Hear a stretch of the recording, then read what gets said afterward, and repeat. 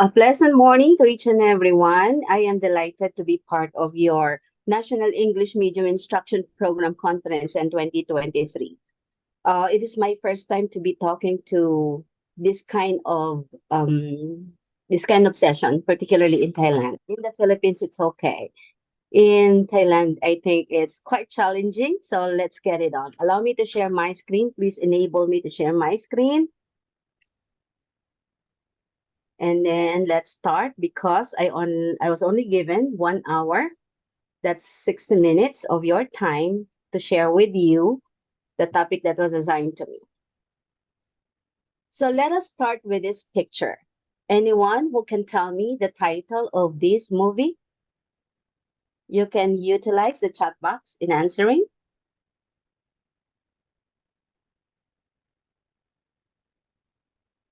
Hello? Is there anyone who can recognize? Someone said the title of the movie is Inside Out. Yeah, sir, thank you. Sir Tremilios, thank you very much. And Miss Pianziri, thank you very much. Let's see if it's Inside Out. Yes, it is Inside Out. It is a movie shown in 2017. Now, is there anyone who would like to share a synopsis or a mini story out of this movie? Anyone?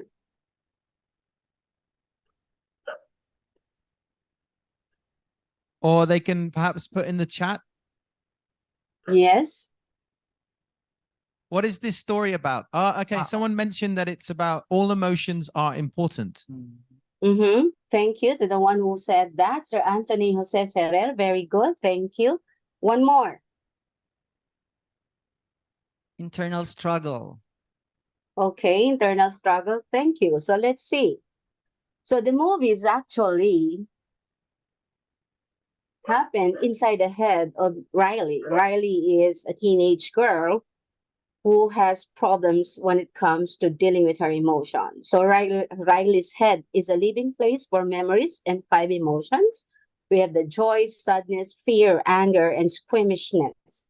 Each emotion has its color and character, and these are the ones that are, fighting with each other in her head. But however, at the end of the movie, all these emotions were able to deal with one another and made Riley a better teenager who can deal with her emotions properly. Now, why is this important? Because I want to, I am one of the guest speakers chosen this morning. So I am Dr. Josephine Dasig, the head of the Community Extension Services, a faculty also of College and Graduate School of Education. And I was once a grade school teacher for 18 years. So dealing with little kids, particularly in the elementary department, and how to deal with their emotions is also part of the rich experiences that I had once. So imagine for 18 years, I was able to teach them. So I am very happy and proud to be with you today. And I am tasked to discuss and share my experiences about social and emotional learning, fostering well-being and community in English medium instruction. Okay, so let's get it on. So we are all very happy and blessed to be part of this day because we pick the path that excites you, not only you, but also that excites me. Although at the beginning, I'm really very nervous because it's my first time to be speaking to all of you. Okay, so I would like to thank everyone for picking the path this day, something that excites you. So I am, telling you that it's an exciting day because I want you to also be very participative in the discussions that we are going to have.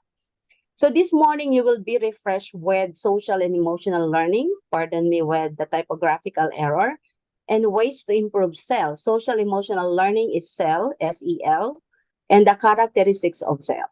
Let's now go ahead and proceed to the last man standing. Actually, if it's in person, I want all of you to be standing in the middle and then you are going to sit if your answer is wrong. But at this time, since not anybody can open their camera or open their microphone, we simply need to answer. You can actually utilize the chat box in answering. You can simply answer true or false. It's about SEL. Let's see. Let's just, see an assessment, a pre-assessment about social emotional learning. So what is social emotional learning? Number one, it's you type true if you think the concept is true and false if you think it is false. So SEL or social emotional learning is the process through which all young people and adults acquire and apply the knowledge, skills, and attitudes to develop healthy identities. Let's see the answer. What did you type? Can you type in the chat, everyone, true or false? Yeah, Sir Romeo, Janelle, also true. Jose, Redante, true. Virginia T, yes. Thank you very much. Let's see. It is a process to which young people and adults acquire and apply the knowledge, skills, and attitudes to develop healthy identities. Let's see. Okay, very good. Well done. So it's true. Number two, connections play a pivotal role in the human journey, and this reality becomes particularly pronounced during puberty. True or false? Okay. Most of them answered true, and none, I think, is answering false. Let's go ahead and find out. Connection plays a pivotal role in the human journey, and this reality becomes particularly pronounced during puberty. Is this right? Let's see. It is false. What made it false? Let's find out. Because this human journey becomes particularly reality because this human journey becomes reality particularly pronounced during the child's developmental phase. It's not only during the puberty, but all throughout the child's developmental phase. Okay, so that is number two. Now, number three, very good, but nobody got that. It's a tricky question. Yes, it is. Kasi nga because of the word puberty, but it's child developmental phase. Remember that, okay? Number three, SEL helps the learners in establishing and maintaining supportive relationships and make responsible and caring decisions. I think this is very easy. Let's see. Okay. Yeah, very good. All of you got the correct answer. It's true. Now we're down to number four. SEL advances educational equity and excellence through authentic school family community partnerships to establish learning environments and experiences that feature trusting and collaborative relationships.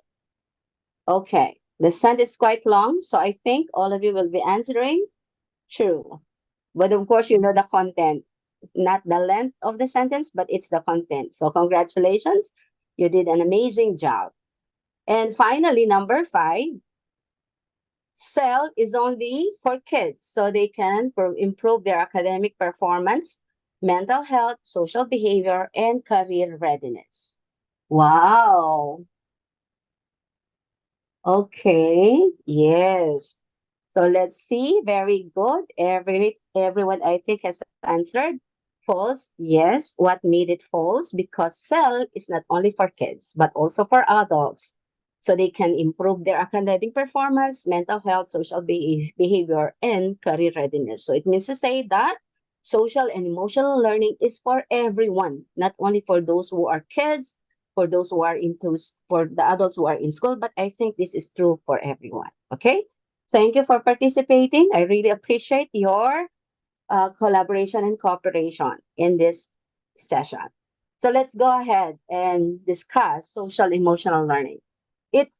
Social emotional learning or SEL plays a connection for its play a pivotal role in the human journey, and this reality becomes particularly pronounced within child's developmental phase and their duration in their educational institution.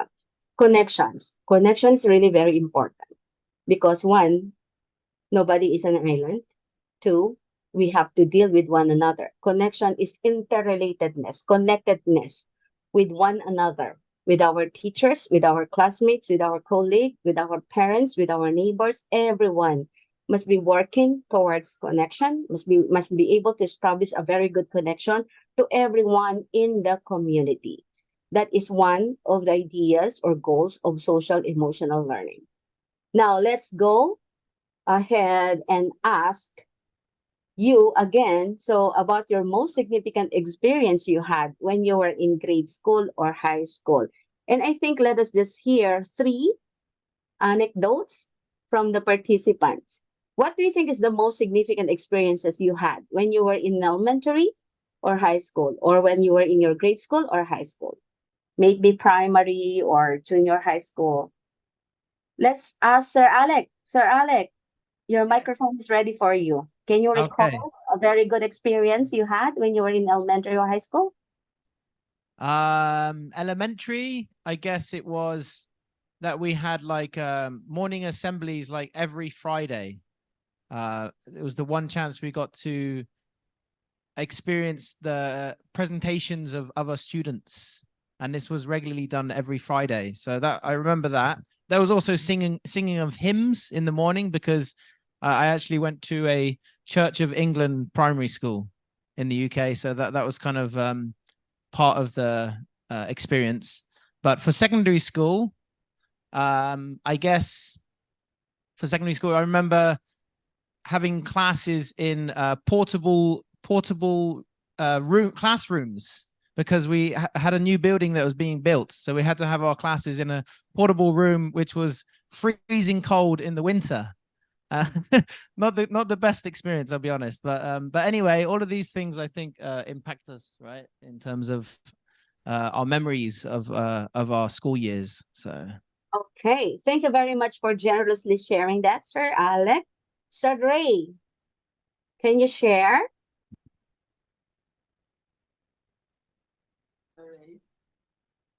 Sir Sir Ray, Teacher Ray, Yeah.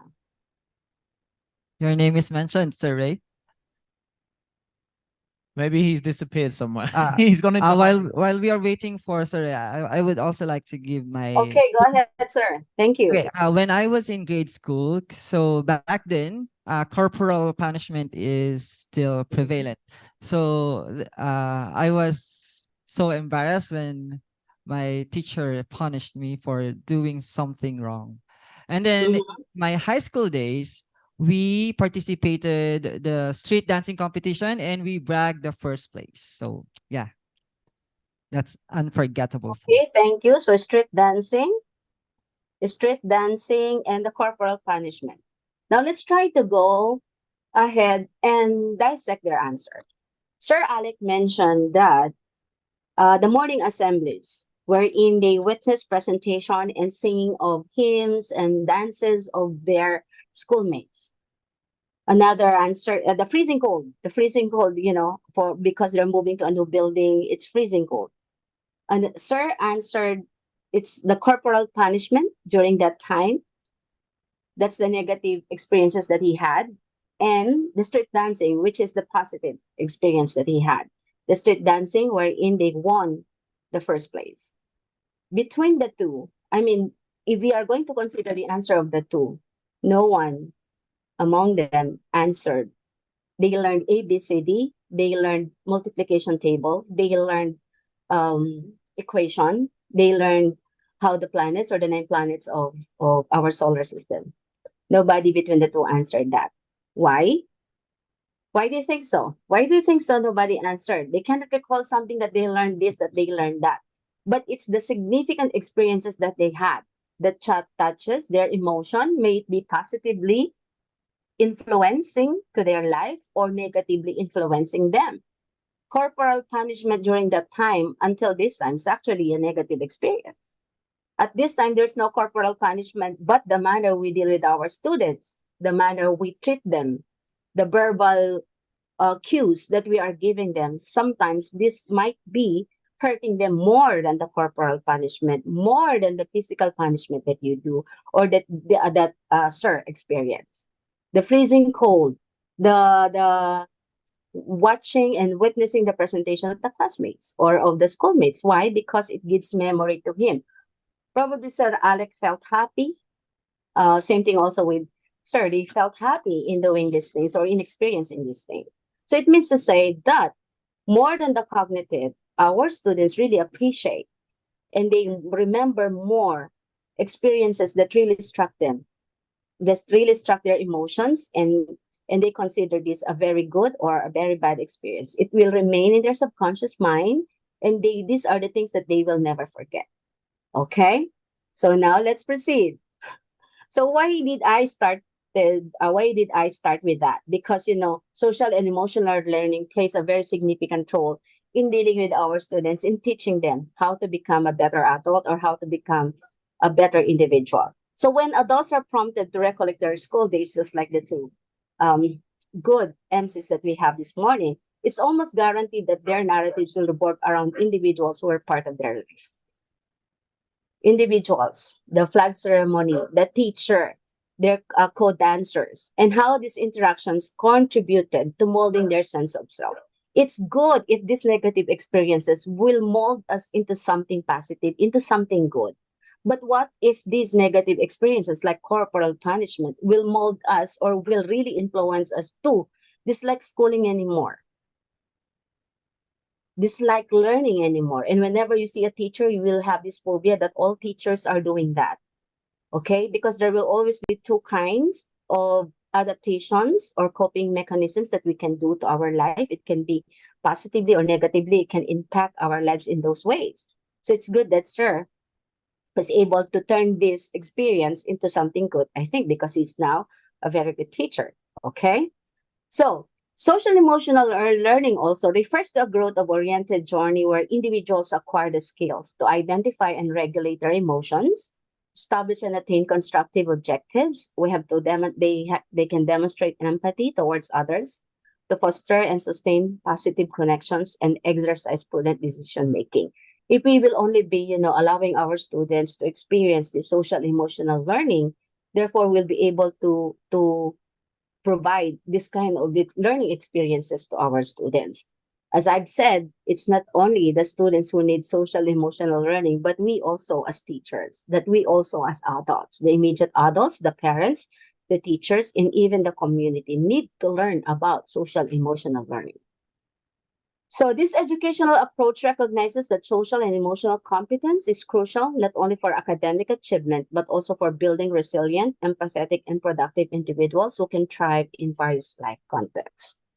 IQ was very famous in the 70s and in the 80s. Then come EQ. Now we have adversity quotient and many others.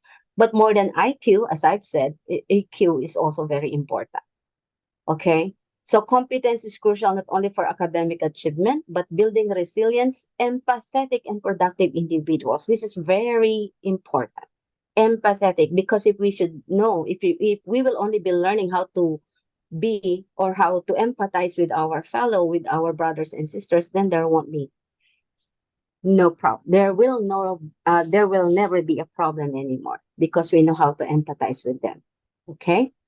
And then, therefore, educators can aid this process by targeting any or all of these 5 self-competencies in teaching. As teachers, we should know how to teach self-awareness, self-management, social awareness, relationship skills, and responsible decision-making.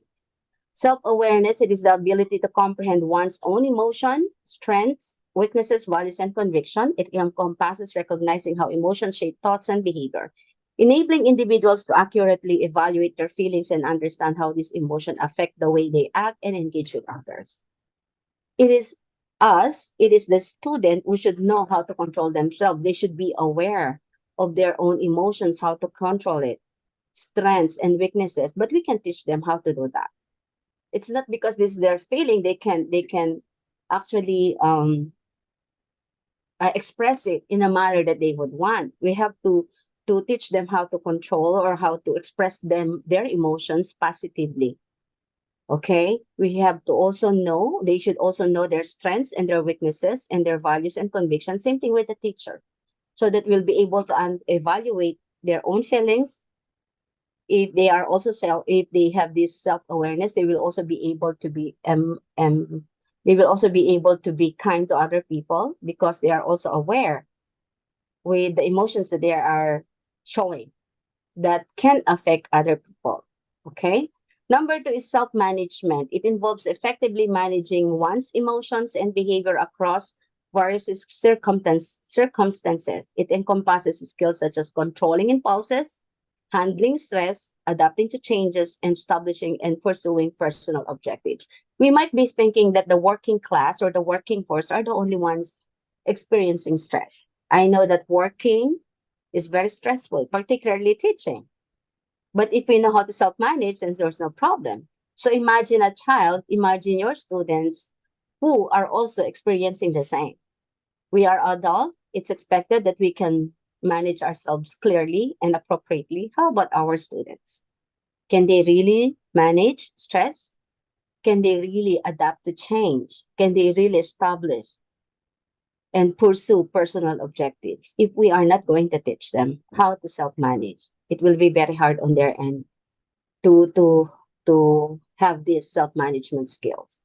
Number 3, social awareness involves having empathy and insight into others' emotions, needs, and viewpoints. It includes recognizing social signals, being attuned to differences, and genuinely caring about others' welfare.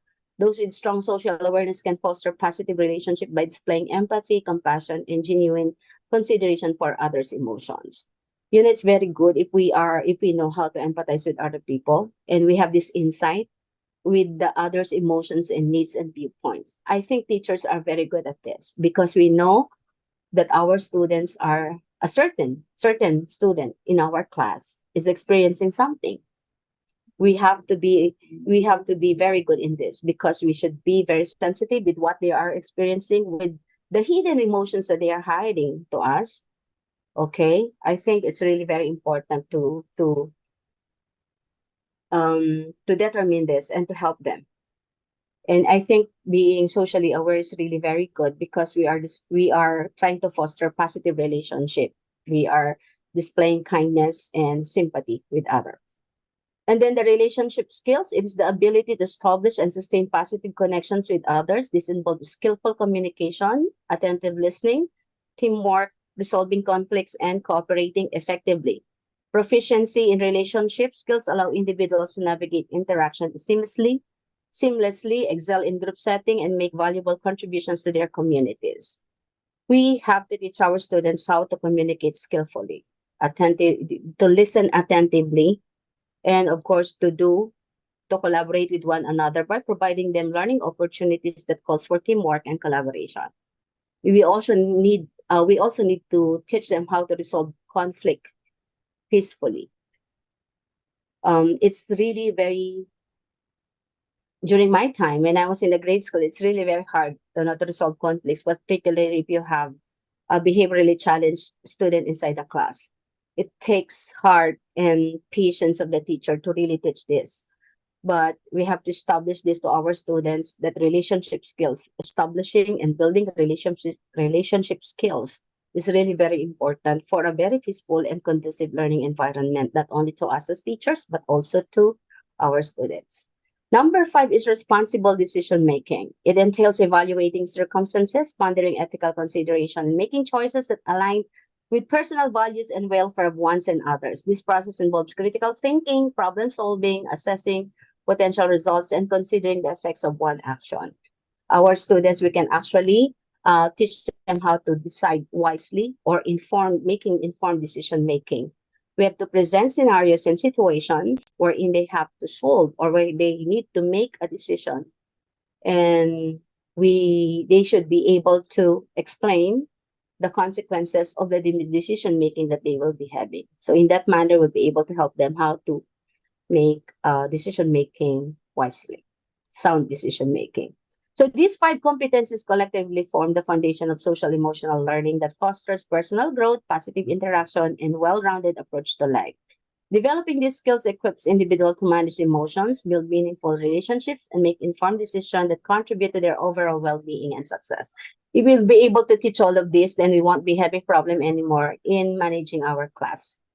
It's really very hard to teach, particularly if the class has manifesting problems, maybe behaviorally or cognitive or academic and many others. But teaching these skills to our students will really help us in doing our job as teachers.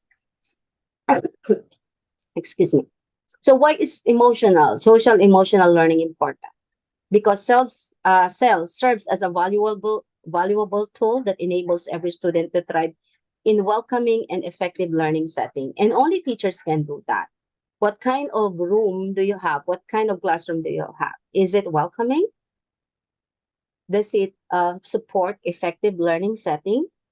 We're the ones welcoming our students in the class. We're the ones providing for a very good conducive learning environment, providing a very good psychological climate. So what kind of classroom do you have? Is it a classroom that everybody will be excited to get inside?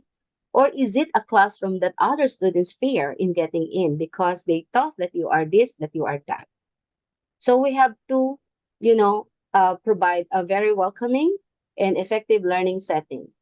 And this kind of situations, the students will be given the idea of the presence of empathy and inclusivity that takes place. Inclusivity meaning we welcome all kinds of students that we have. May it be colored students or may it be students with a disability and so on and so forth. In the Philippines, we have that already, a mandate from our government that we have to accept students who are challenged in many aspects. They can be mentally challenged, physically challenged, economically challenged. We have to provide equal opportunity for them to experience what is it in the regular setting. Okay, let's see the statistics about social emotional learning. These are seminal studies presented field level of longitudinal evidence for positive effects of cell, basically in the United States. According to the statistics, there is a 15 or 13% increase in academic achievement in cell. I think the arrow should be up. It should be increased. Okay, 13% increase in academic achievement, meaning to say through cell, the academic performance of our student is increasing, it's improving. There is 79% of employers said that cell skills are the most important qualities for job success. That is true. I agree with that. That you don't have to be the first honor in the class for you to become a very successful in life, particularly in the field of work or in the world of work. Okay, return of investment, well, $11 return for each $1 invested in social emotional learning. So they're able to see that the return of this investment is very high, 11%. So in turn, cell has the power to reduce bullying, help students become more socially developed, increase self-awareness, and produce higher levels of academic success because the students were 42% less likely to say they were involved in physical aggression, which I think is really very important, the physical aggression inside the classroom or inside the school. 5 to 12% decrease in school dropout rates is associated with cell. Social emotional learning, and then 20% less bullying by students with disabilities because they are exposed with this kind of students already.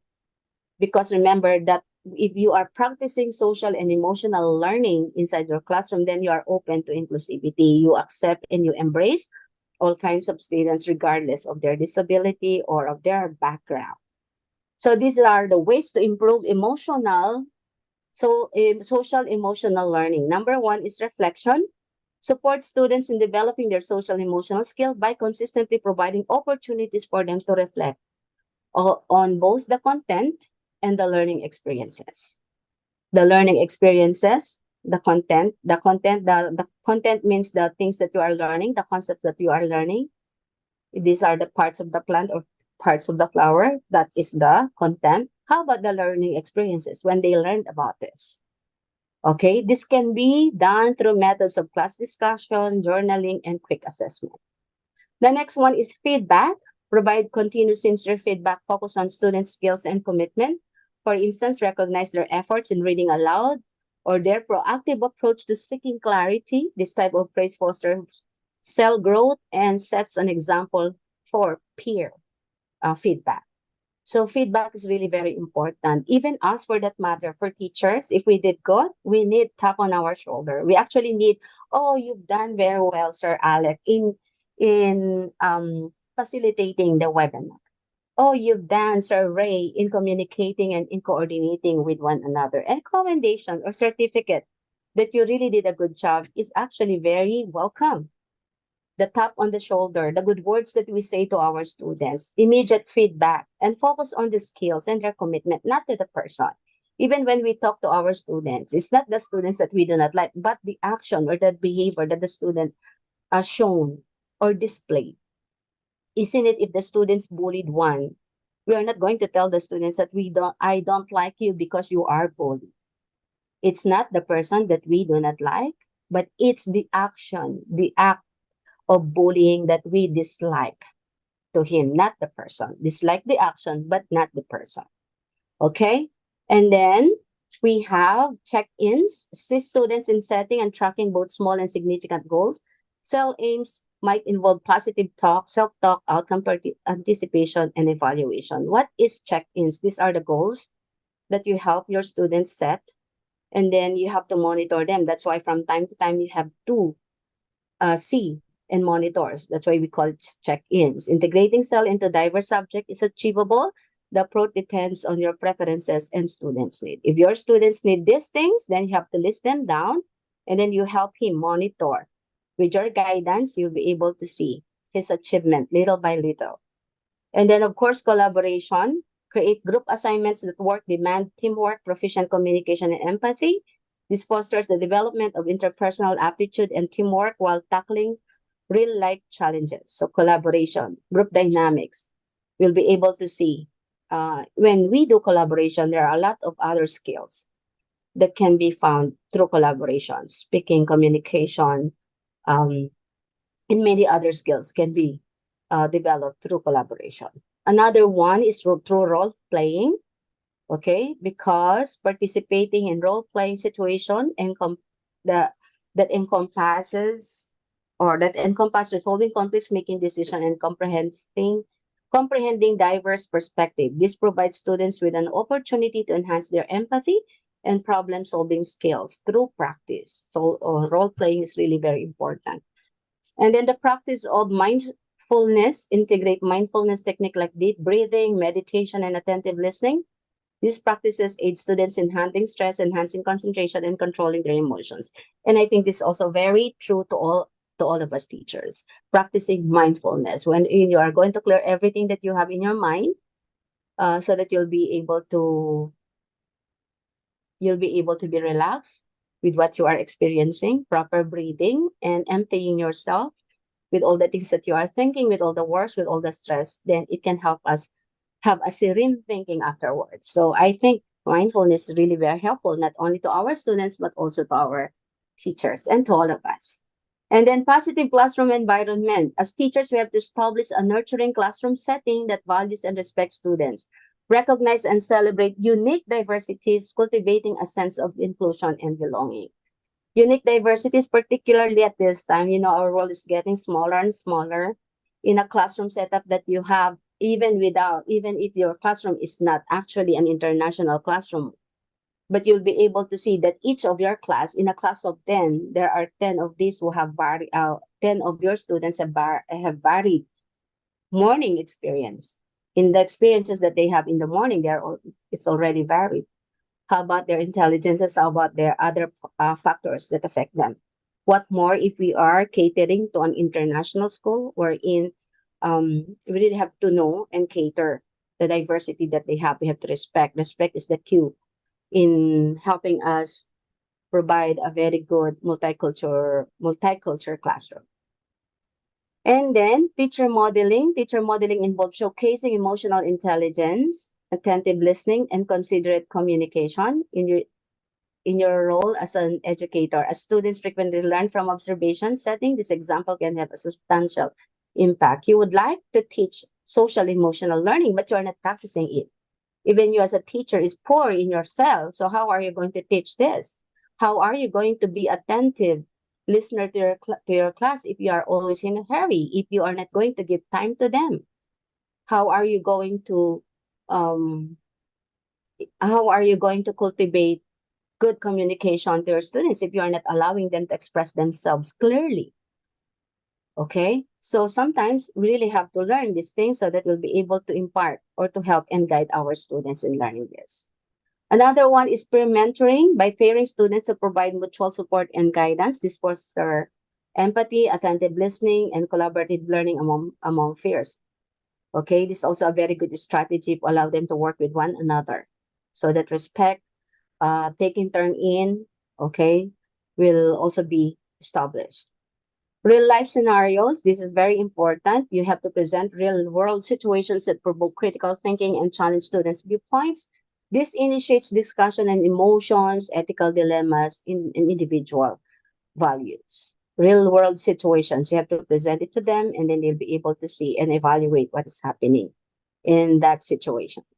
And then we can actually also welcome guest speakers from varied backgrounds to share their insights and experiences. This provides students with exposure to diverse perspectives, contributing to a broader understanding. Inviting someone from the Philippines, inviting someone from Africa, inviting someone from New Zealand, and sharing their culture, sharing their expertise in a certain thing, sharing their experiences will mean you are providing a very good perspective and a very broad spectrum on the kind of people and the kind of experiences that they have. So they will be learning a lot from this.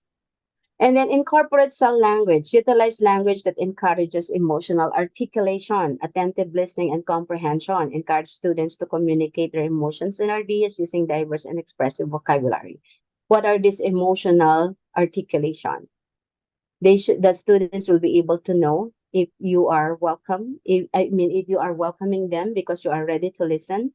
There are verbal cues and nonverbal cues. So we have to be very good at this so that our students will be able to open up to us about the problems that they are having and make sure that we are there to listen to them. That's attentive listening, talking to them eye to eye, listening to their stories or listening to the what's nots and even the mundane thing that they did for a day and so on and so forth. This leads to an improved social emotional learning. So by incorporating these strategies into English medium instruction, educators can effectively nurture students' social emotional learning skills and create a well-rounded educational experiences. Now let's fill in the gap. I fill blank when you blank because anyone Charlie You can Oatmeal. comment in the chat, guys. Yeah. So I fill blank when you blank because, let's see. Today, what do you think? I fill blank when you blank because anyone who can type in their answers?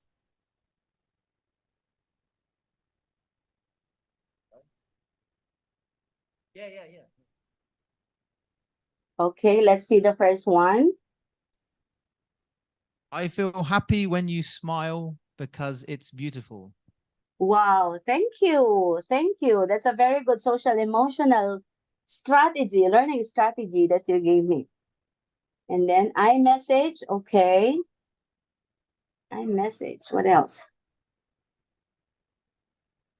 I feel enlightened when you teach all of this stuff to us because it's gonna be applicable to Thank our you very much, sir. Thank question. you very much. Okay, anyone? Last one. One new message. Let me see.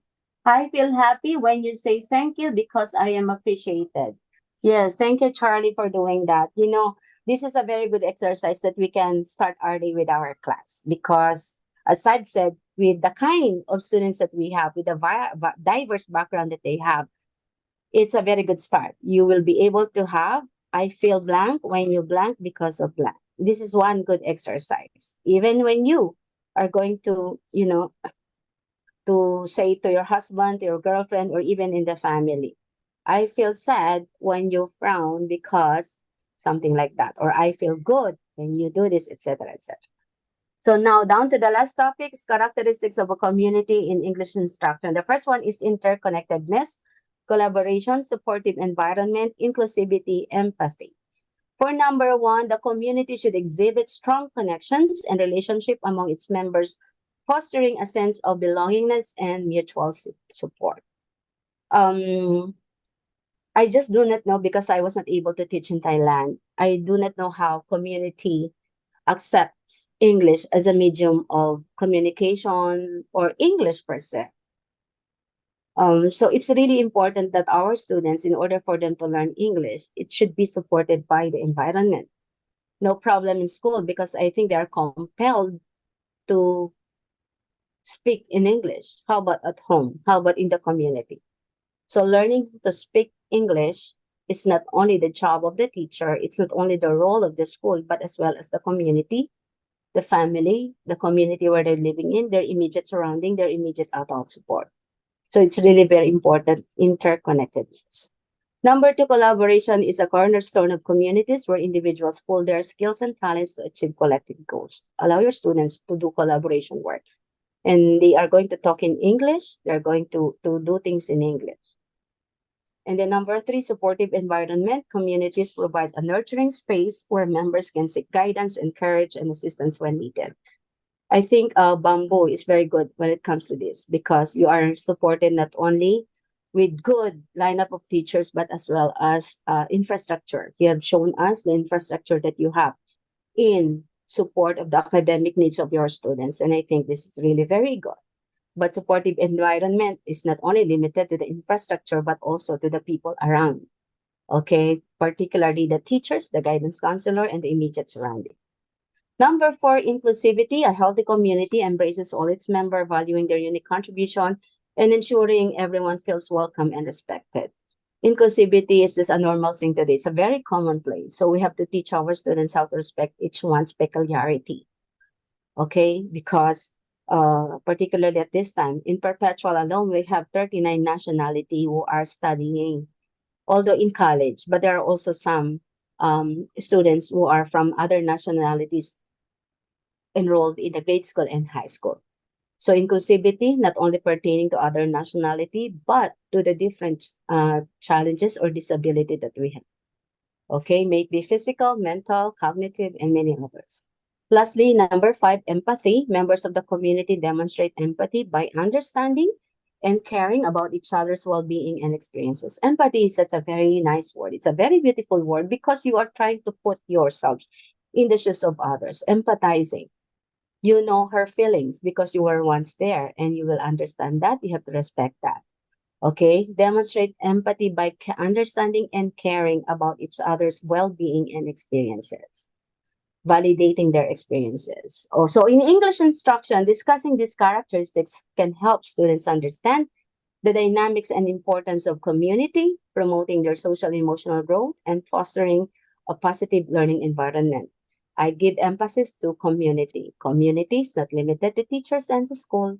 Community is about the different surroundings where the students are in, the different agent of change that the students are situated, from the school to the family, to the community, to the church, or to wherever the students will be.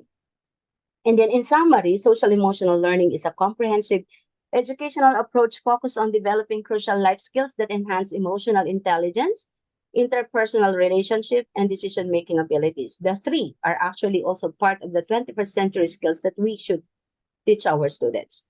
Through practices like this, like mindfulness, role-playing, and peer mentoring, help fosters a positive classroom environment and equips students to navigate emotions, collaborate effectively, and thrive personally and academically. By integrating SEL into English medium instruction, educators empower students to thrive academically and personally while contributing to a more harmonious and inclusive community, cultivating a classroom environment of safety, trust, and compassion nurtures enduring learning for all students throughout their lives. When we teach utilizing social emotional learning approaches, we're not only teaching our students to be good at this time, but we are teaching them skills that they can utilize throughout their lives. So with that, I would like to thank everyone for listening. Thank you.